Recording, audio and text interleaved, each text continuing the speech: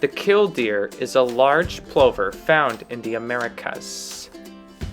They inhabit open areas such as sandbars, mudflats, and grazed fields, and they are found around driveways, lawns, airports, and golf courses.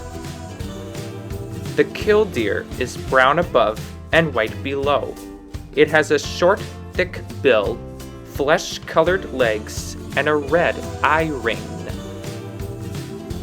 The killdeer gets its name from their common bird call. Killdeer eat beetles, grasshoppers, spiders, earthworms, snails, and seeds. The killdeer is known for its fake injury display. If an intruder approaches the nest, the killdeer will perform fake injury.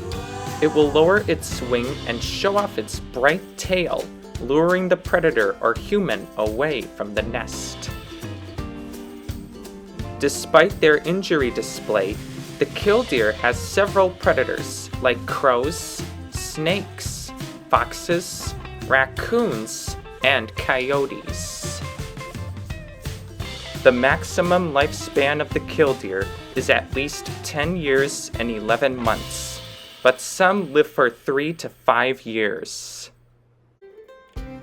The killdeer is a courageous bird, and it's an amazing animal that God created.